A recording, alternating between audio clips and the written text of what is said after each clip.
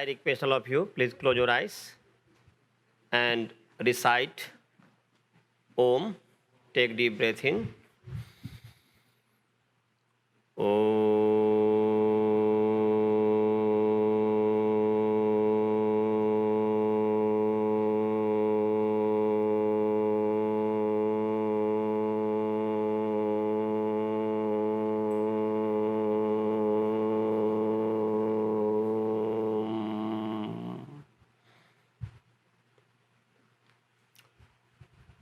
Namaste all of you. By God's grace, by God's blessing, we are here. सभी को सादर नमस्ते। हमारा जो विषय है वह है वैदिक ट्री, एवोल्यूशन ऑफ वैदिक स्क्रिप्चर्स। तो इस पर आइए हम विचार करते हैं। देखिए, आप जब किसी भी चीज़ को खरीदने के लिए जाते हैं, फॉर एग्जांपल कंप्यूटर, मोबाइल, किसी भी इंस्ट्रूमेंट को, किसी भी चीज़ को आप खरीदने के लिए जाते हैं, तो आप जब खरीदते हैं तो उसके साथ साथ आपको एक छोटी सी पुस्तिका मिलती है, मैन्युअल मिलता है कि उसको कैसे चलाना है। तो जो बनी हुई चीज है उसको संस्कृत भाषा में कहते हैं सृष्टि। बनी हुई जो चीज है, अभी जो माइक यहाँ बना हुआ है इसको कहते हैं सृष्टि। एक कंप्यूटर जो बना हुआ है सृष्टि। मोबाइल जो बना हुआ है सृष्टि। यह वैज्ञानिक जो साइंटिस्ट है उसके द्वारा बनाया हुआ है। इसी तरीके से पृथ्वी जो है, अर्थ है, यह भी बनी हुई है। ये जो शरीर है यह भी बना हुआ है। ये जो सूर्य है यह भी बना हुआ है। जैसे ये घर बना हुआ है, घर एक सृष्टि है, इसको किसी ने बनाया है। मोबाइल को किसी ने बनाया है, और मोबाइल को ऑपरेट कैसे करना है, उसको चलाना कैसे है, उसको साथ में दिया जाता है। ऐसे ही जब इस सृष्टि को परमात्मा ने बनाया तो इसको भी चलाने के लिए कोई ना कोई, ऑपरेट करने के लिए, चलाने के लिए, अपने जीवन को चलाने के लिए कोई ना कोई पुस्तिका होनी चाहिए। लॉजिक यही कहता है, तर्क यही कहता है। तो ये जो चलाने के लिए परमात्मा ने सृष्टि के आदि में दिया, उसी का नाम वेद है। वह परमात्मा की वाणी है। इसलिए यहां पर हमने लिखा है Vedas are primary authentic scriptures of self attesting knowledge of omniscient God. ये परमात्मा के द्वारा दिया गया। तो ये कब हुआ, ये आपको हमने बता दिया। In the beginning of the creation God revealed his knowledge to 4 meditating pure-hearted rishi for the mankind. Some of the phone came out here. It is. तो परमात्मा ने सृष्टि के आदि में ये वेद ज्ञान दिया। तो ये तो प्रतिज्ञा है, इसको कहते हैं प्रतिज्ञा। भाई हमने बोल दिया कि सृष्टि के आदि में दिया, परंतु उसके लिए प्रूफ चाहिए ना जी। मीमांसा दर्शन का सूत्र है लक्षण प्रमाणाभ्याम वस्तु सिद्धि न तो प्रतिज्ञा मात्रेण। हम प्रतिज्ञा कर लिए कि परमात्मा ने सृष्टि के आदि में वेद दिया, इसमें कोई प्रमाण भी है कि लक्षण तो मैंने बता दिया, चिन्ह तो बता दिया कि भाई कोई भी चीज़ आप लेने के लिए जाते हैं तो उसके साथ कोई पुस्तिका मिलती है। तो ऐसे ही हमने आपको तर्क के माध्यम से बताया कि यह संसार सृष्टि जब ये परमात्मा ने बनाया तो इसको कैसे चलाना है, इसके साथ हमें संसार के साथ कैसे बिहेव करना है, उसका कोई ना कोई होना चाहिए पुस्तिका, उसका नाम वेद है। परंतु इसमें कोई प्रमाण भी है, तो इसके लिए हमने प्रमाण दिया। आगे जो प्रमाण है अग्निर्वा ऋग्वेदो जायते वायोर यजुर्वेद सूर्यात सामवेद, ये शतपथ ब्राह्मण का वचन है कि सृष्टि के आदि में परमात्मा ने जो 4 पवित्र आत्मा 4 ऋषि थे उनको जो ये 4 वेद दिए, इसलिए हमने पीछा the number of the Vedas are 4 in number, the Rigveda, the Yajurveda, the Samaveda and the Atharvaveda. ये 4 वेद है और इसमें किन ऋषि को क्या हुआ? अग्नि ऋषि के हृदय में परमात्मा ने ऋग्वेद प्रकट किया, वायु ऋषि के हृदय में यजुर्वेद प्रकट किया, सूर्य ऋषि के हृदय में सामवेद प्रकट किया।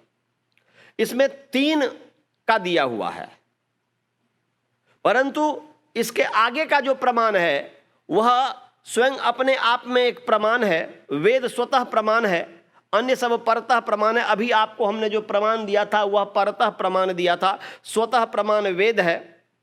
याद आ गए मुझे इसमें।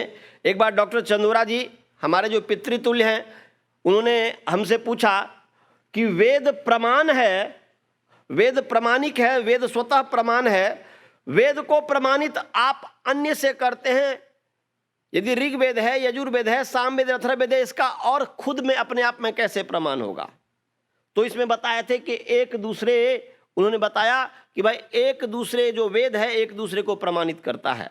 यहाँ पर जो अथर्ववेद है ये स्वयं अपना भी और 3 जो वेद है इसको भी प्रमाणित करता है। बताता है क्या? यस्माद् ऋतो अपाकतक्षण, यजुर यस्माद् अपाकशन, सामानी यस्य लोमानी, अथर्वांग रसो मुखम, स्कंभम तम ब्रूहि कतमस्विदेवस। ये अथर्ववेद का मंत्र है। बोल रहे हैं कि जिस परमात्मा से ये यजुर्वेद, सामवेद, अथर्ववेद और ऋग्वेद ये सब प्रकट हुआ, बताओ वह कौन सा देव है, उसका नाम क्या है? तो बोलते उसका नाम स्कंभ है। उस देव का नाम स्कंभ है। स्कंभ कहते जो संपूर्ण संसार को धारण करने वाला है। तो ये प्रमाण के माध्यम से हमने आपको बताया कि वेद जो है सृष्टि के आदि में 4 ऋषियों के हृदय में परमात्मा ने प्रकाशित किया, रिवील्ड किया। अब उन 4 ऋषियों से, उन 4 ऋषियों से सबसे पहले इस दुनिया में जो एक साथ पढ़ा, 4 वेदों को जो पढ़ा एक साथ, उसका नाम था ब्रह्मा।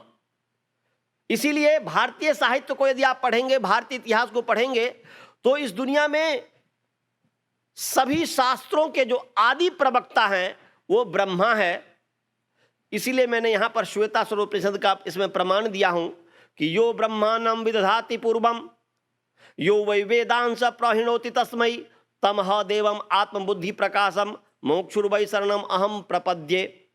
बोल रहे हैं उस परमात्मा, मैं जो मुमुक्षु हूं, मैं उस परमात्मा को प्राप्त करता हूं। किस परमात्मा को? जिस परमात्मा ने सृष्टि के आदि में, पूर्वम माने पहले, सृष्टि के आदि में ब्रह्मा को बनाया और ब्रह्मा को बना करके उसको वेद का ज्ञान दिया अग्नि, वायु, आदित्य, अंगिरा के माध्यम से। हमें भी परमात्मा ही ज्ञान देते हैं, हमें टीचर के माध्यम से देते हैं। जैसे हम किसी स्कूल में पढ़ने के लिए जाते हैं क्योंकि हमें ईश्वर प्रणिधान जो कुछ भी है हमारे पास वह परमात्मा के कृपा से है।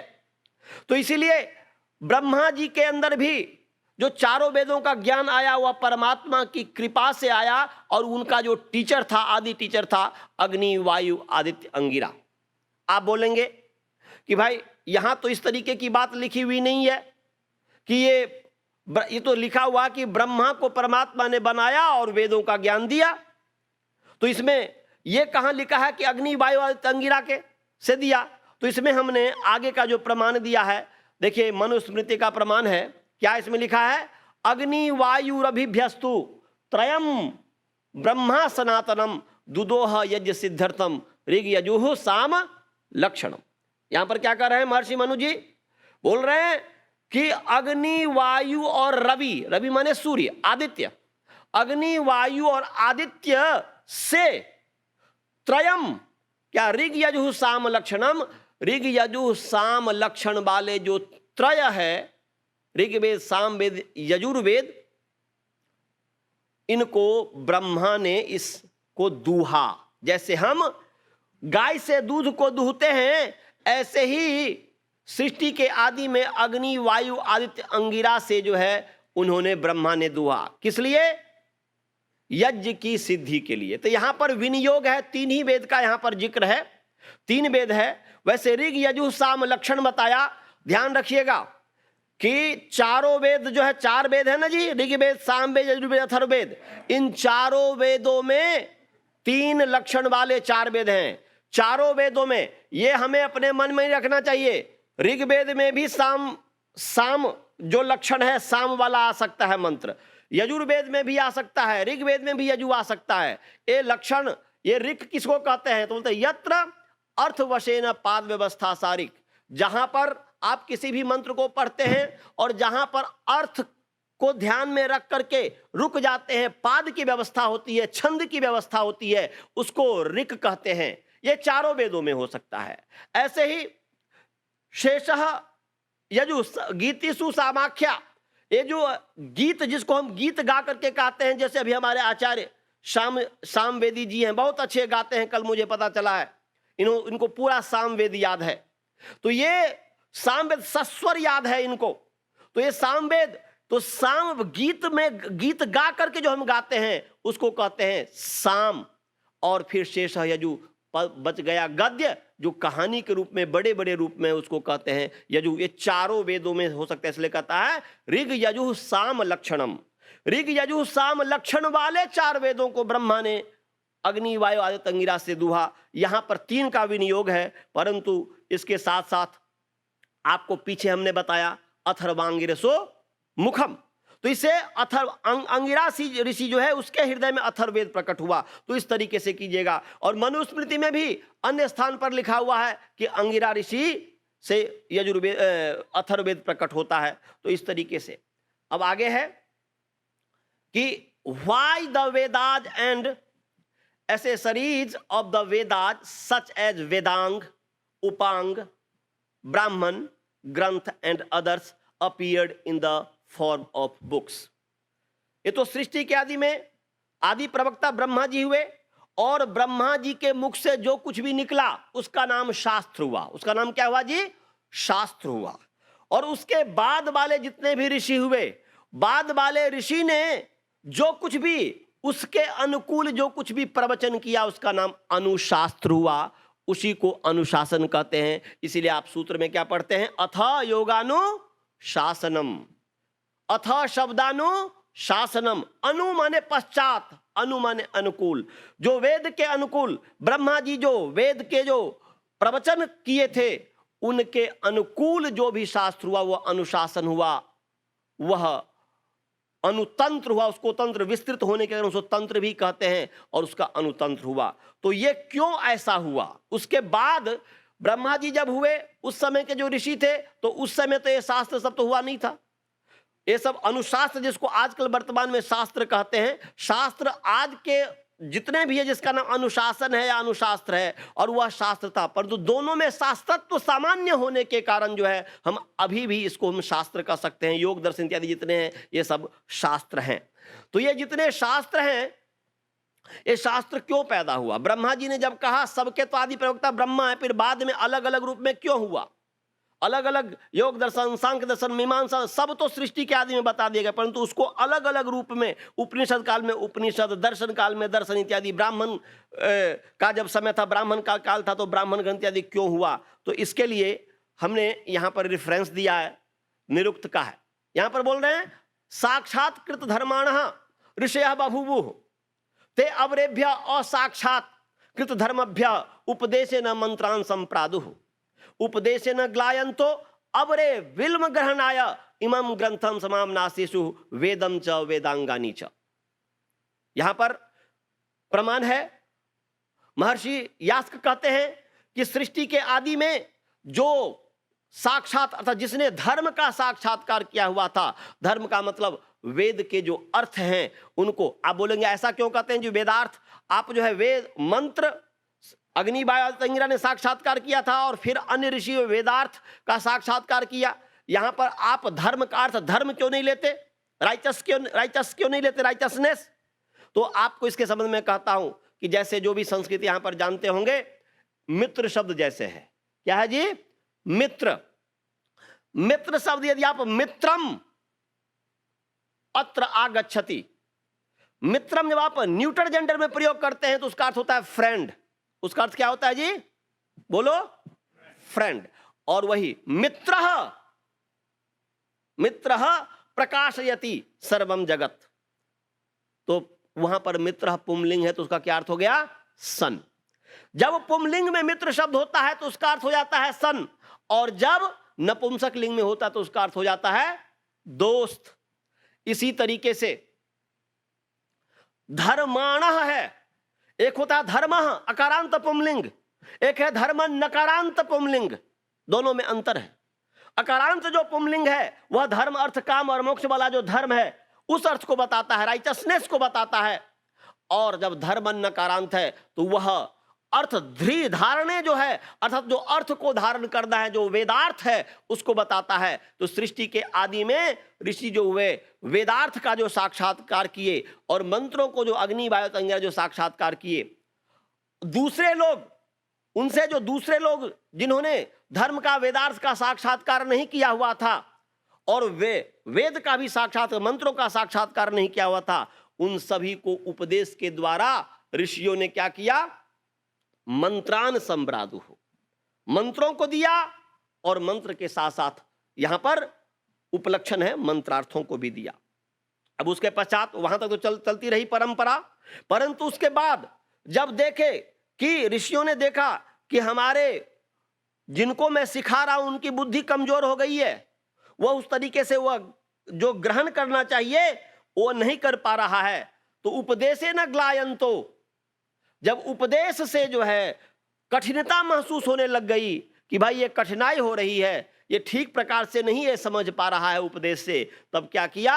बिल्म ग्रहणाय, बिल्म कहते हैं भाषणम को, बिल्म माने भाषणम, भाषणम अर्थात उस वेदार्थ जो प्रकाश है उस वेद के अर्थ को ग्रहण करने के लिए, उस वेद के अर्थों को हमारा जो जनता वर्ग है, जो प्रजा वर्ग है वह ठीक तरीके से जान सके, इसके लिए फिर क्या किया उन्होंने? इमम ग्रंथम अर्थात जो निघंटु ग्रंथ है इसके संबंध में कर रहे हैं, इस निघंटु ग्रंथ को, निघंटु को और साथ साथ वेद और वेदांग जितने हैं उन सब को उन्होंने क्या किया? पुस्तक के रूप में दे दिया, जो कि हमें उपलब्ध है। अपने अपने समय में इस तरीके से किया। तो कहने का अभिप्राय है कि जब बुद्धि कमजोर हो गई तब इस तरीके से हुआ। अब ये है, ये जो शास्त्र है अर्थात अनुशास्त्र जो है, शास्त्र है, इसको हम तीन भाग में बांट सकते हैं। We can divide the scriptures into the three parts. क्या क्या? उपवेद, वेदांग और उपांग, ये तीन पार्ट्स में हम बांट सकते हैं। उपवेद, वेदांग और उपांग। एक चीज और मैं आप सबको कह दूं, ये सभी के लिए विशेष रूप से है, जो विद्वान है उनको तो पता ही है। तो संस्कृत के विद्वान तो सभी हैं, अपने अपने विषय के हैं, परंतु संस्कृत वाले के लिए तो यहां पर ये उपवेद, वेदांग, उपांग, इसको भी ब्राह्मण ग्रंथ इत्यादि को वेद कहा गया है। क्या जी? कात्यायन जी ने क्या कहा? इस चीज को, इसका समाधान होनी चाहिए। कात्यायन ने कहा कि ब्राह्मण और जो वेद है इसको वेद नाम ध्येयम, इसका वेद नाम कहना चाहिए। तो वेद नाम कहना चाहिए भाई, वेद नाम से तो मुख्य रूप से तो ऋग्वेद, सामवेद, यजुर्वेद, अथर्ववेद है। ब्राह्मण ग्रंथ इत्यादि को क्यों वेद कहा जाता है? ये जो है उपवेद इत्यादि जो है इसको हम वेद क्यों कह सकते हैं? क्यों कहा जाता? किसी ने भी कहा तो क्यों कहा? तो एक महाभाष्य का हमने इसमें प्रमाण दिया है। क्या दिया है?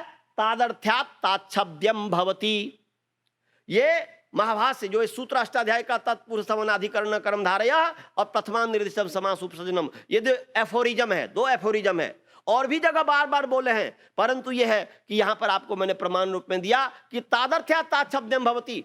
भाई जिसके लिए जिस शब्द का प्रयोग होता है वह उसी नाम से जाना जाता है। जैसे उदाहरण के लिए आपके घर में यदि विवाह इत्यादि है, अब किसी के लिए आप कपड़े खरीदते हैं, किसी के लिए आप कपड़े खरीदते हैं, तो यदि बहुत सारे कपड़े हैं तो उसमें क्या कर देते हैं जी?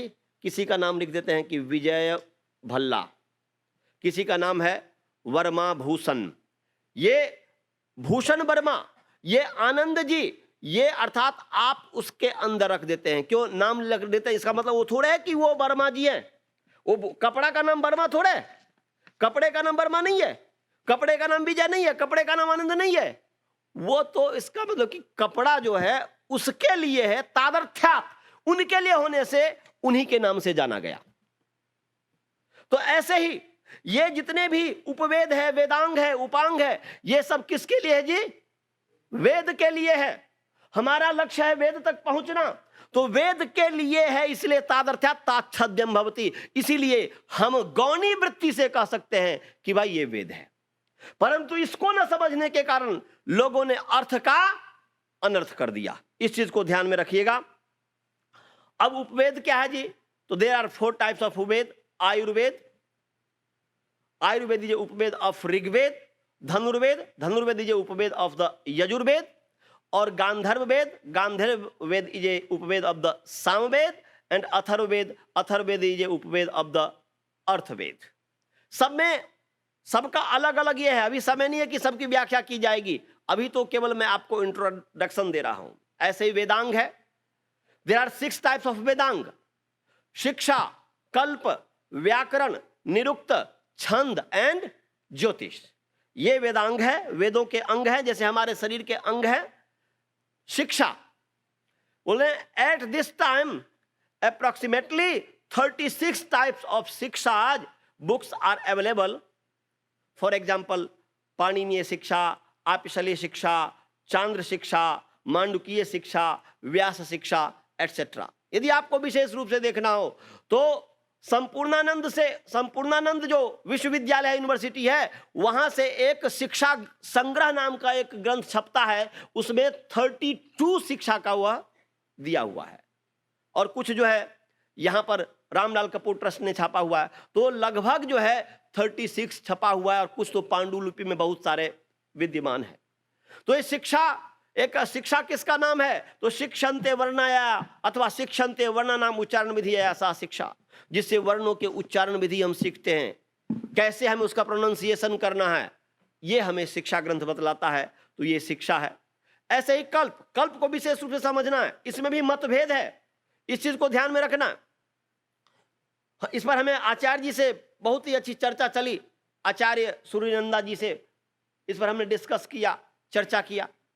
तो यहां पर कल्प जो है, हमने कल्प को वी कैन डिवाइड कल्प इनटू 4 पार्ट्स: ब्राह्मण, आरण्यक, सूत्र एंड स्मृति। ये इसमें हम कल्प को इसमें रखे हैं। आप कहेंगे कि हम तो पढ़े हैं, हम तो सुने हैं कि कल्प तो क्या है? केवल सूत्र ग्रंथ का नाम कल्प है। सूत्र ग्रंथ का नाम कल्प है, क्योंकि ऐसे ही कल्प सूत्र ग्रंथ यहाँ पर संग्रह एक पुस्तक है, पुस्तकालय में उसको मैं देखा, वो भी यही कर रहा है। और भी जितने भी वर्तमान समय पुस्तक को देखेंगे, प्रायः कल्प का मतलब समझते हैं जो कर्मकांड का जो विषय, केवल मात्र वह जो सूत्र ग्रंथ जो है, जो जैसे आशोलायन गृह सूत्र, पारस्कर गृह सूत्र इत्यादि को कल्प कहते हैं, वह भी कल्प है। इसमें मैंने प्रमाण दिया है कि ये ब्राह्मण भी क्यों कल्प है। तो इसमें मैंने दिया प्रमाण। ये गृह सूत्र में, आशुलायन गृह सूत्र में भी है। अध्याय 3 खंड का 3 सूत्र 1 देख सकते हैं। और तैत्तिरीय आरण्यक प्रपाठक 2 अनुवाक 9 में देख सकते हैं क्या, यद ब्राह्मणानि इतिहासान पुराणानि कल्पान गाथा नारा संसिति। अर्थात देखो यहां पर स्पष्ट कहा कि ब्राह्मण का ही अर्थ है इतिहास, इतिहास माने पुराण, पुराण माने कल्प, कल्प माने गाथा, गाथा माने नारा संसी। आप सत्यार्थ प्रकाश देखना चाहें तो सत्यार्थ प्रकाश तो गागर का सागर है, उसमें सब कुछ आपको मिल जाएगा। ऋग्वेद भाष्य का गागर का सागर है, उसमें आपको सब कुछ मिल जाएगा, आप देख सकते हैं। इसीलिए हम इसको 4 भाग में बांट सकते हैं। तो ये इसको कल्प क्यों कहते हैं, कल्प क्यों बनाया गया? कल्प के संबंध में जो इस पर मैं देखा, इस पर जब अनुसंधान किया तो साइनाचार्य जो है, साइनाचार्य कल्प के संबंध में जो बतलाते हैं वह कुछ एक ही भाग बताते हैं, परंतु ऋषि दयानंद जी ने जो बतलाया है कल्प के संबंध में, आप 11वां समूला सत्यार्थ प्रकाश का पढ़ेंगे, वहां पर उन्होंने बहुत ही अच्छी तरीके से हिंदी में दिया है। परंतु उन दोनों को पढ़ करके मैंने अपनी भाषा में, संस्कृत में यहां पर लिखा है कि कल्प किसका नाम है। तो मैंने लिखा है कल्पनम वैदिक शब्दानाम सामर्थ्यस्य वर्णनम। कल्प का मतलब क्या है जी? वैदिक शब्दों के सामर्थ्य का वर्णन जहां हो।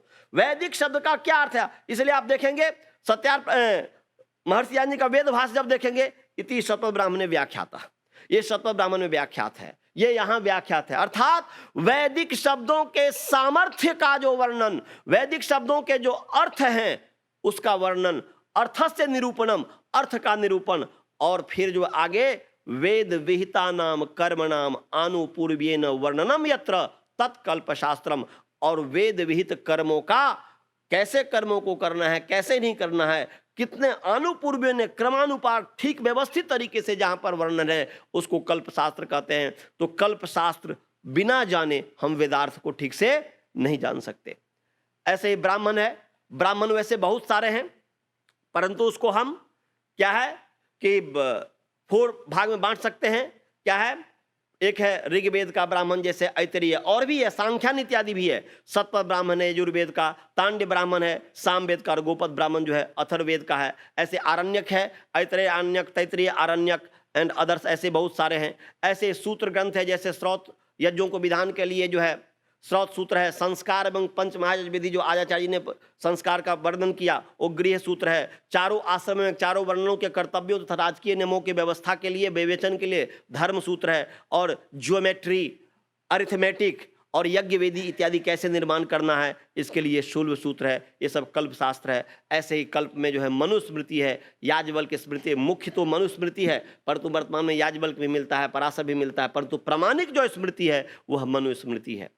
उपनिषद जो है ब्राह्मण ग्रंथ, कुछ ब्राह्मण ग्रंथ का भाग, कुछ माने ब्राह्मण ग्रंथ का जो आध्यात्मिक भाग है, आरण्य का आध्यात्मिक भाग है। वेद के जो 11-27 शाखाएं थी उनमें के कुछ भागों को, आध्यात्मिक भाग को लिया है। जैसे इसमें हमने बताया कि जैसे ईश जो है, आप यजुर्वेद का लास्ट है जानते ही हैं। केन जो है सामवेद के जो ब्राह्मण है, तबलकार ऋषि हुए थे ब्राह्मण, जैमिनीय ब्राह्मण, उसका 9वां अध्याय है वह है केनोपनिषद। ऐसे कठ जो है यजुर्वेद कठ शाखा का जो है, इसमें जो है कठ शाखा अनुपलब्ध है तो उसका जो है पार्ट है वह कठोपनिषद है। ऐसे ही पराशर माने जो प्रश्न उपनिषद है अथर्ववेदीय शाखा का है। मुंडक है वो भी अथर्ववेदीय शाखा का है। मांडुक्य जो है ये मांडुक्य शाखा का है। और ऐतरेय जो है ऐतरेय आरण्यक का है। ऐसे तैतरीय जो है तैतरीय आरण्यक का है। श्वेताश्वतर के शब्द मुझे अभी नहीं मिला है क्योंकि वह भी कोई ना कोई होगा।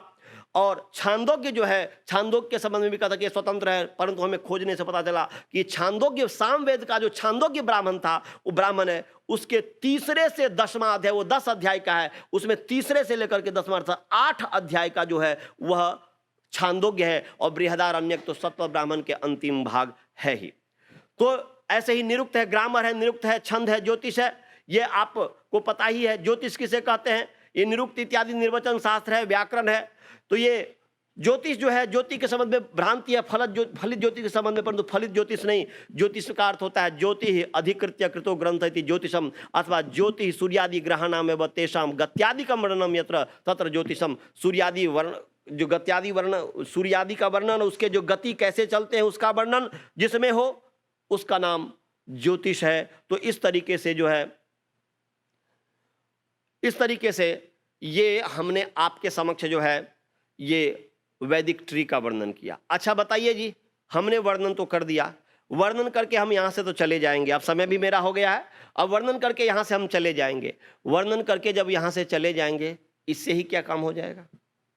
इससे तो कार्य नहीं होना है, क्योंकि जब तक किसी भी चीज को आप बोलते हैं उसको जब तक करते नहीं है, यन मनसा ध्यायति तद्वाचा वदति, यद वाचा वदति तत्कर्मणा करोति। हमें वैसे उसी तरीके से हमें कर्म करना होता है, कर्म करना चाहिए। तो ये जो कुछ भी यहाँ पर हमने बताया है इसमें पूरा तो मैं नहीं जानता हूं, परंतु मैं शिक्षा, कल्प, व्याकरण, निरुक्त और छंद इतना तो मैं पढ़ाता ही हूं। परमात्मा की कृपा से, गुरुजनों की कृपा से, आशीर्वाद से जो कुछ भी मिला है तो ये मैं इसको पढ़ा सकता हूं।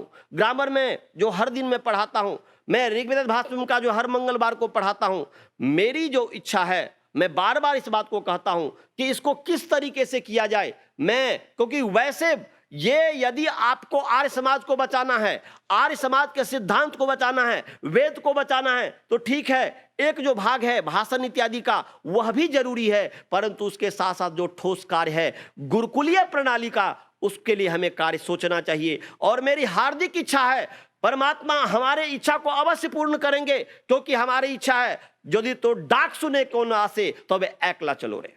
अभी मैं लोगों से केवल बोलता हूं कि मेरी ये इच्छा है, इस इच्छा को पूरा करो, इसको कार्य करो। जिस दिन ये देखेंगे कि अब नहीं होगा तो मैं अकेले ही अपने हाथ में झंडा लूंगा और मैं अवश्य में चलूंगा। केवल आप लोगों का आशीर्वाद चाहिए। तो इसीलिए मैं आप सभी से निवेदन करता हूं कि मेरा जो वैदिक टेंपल है, उस वैदिक टेंपल में इतना आजकल जो कंप्यूटर की जिंदगी है, वैदिक टेंपल में मैं जो हर दिन पढ़ाता हूं, आप कंप्यूटर के माध्यम से हमारे जो अधिकारी वृंद है, आगे जो हमारा बिल्डिंग भी बन गया है, वहां पर मैं इस तरीके का कार्य करने वाला हूं कि आप यहां पर बैठे बैठे ही आप इस तरीके का पाठ पढ़ सकते हैं। मैं हर रविवार को जो है 1:30 बजे से लेकर के और 2:30 बजे तक योग दर्शन का क्लास लेता हूं। और अभी आप लोगों को यदि पढ़ना हो तो आप हम विष्णु जी से कांटेक्ट कर सकते हैं, हमसे कांटेक्ट कर सकते हैं कि मैं सबको ईमेल भेजूंगा आपकी योग्यता क्या है, आप कितना संस्कृत जानते हैं। तो मैं व्यास भाष आगे 15 अगस्त से या 16 अगस्त से मैं पढ़ाने जा रहा हूं और सबको मैं आपको जोड़ना चाहता हूं, उसमें अवश्य जुड़िए। क्योंकि यहां पर यह ग्लोबल इतना छोटा हो गया हुआ है, इसके माध्यम से ये जो टेक्निकल जो चीज़ है, तो आप घर बैठे ही आप पढ़ सकते हैं। यदि आपकी इच्छा हो तो मैं आपको अवश्य ये पढ़ाऊंगा। इससे जो है हमारा अपना जीवन तो कल्याण होगा ही और संसार का होगा। मैं इतने ही का अपने वाणी को विराम देता हूँ। ओम सम।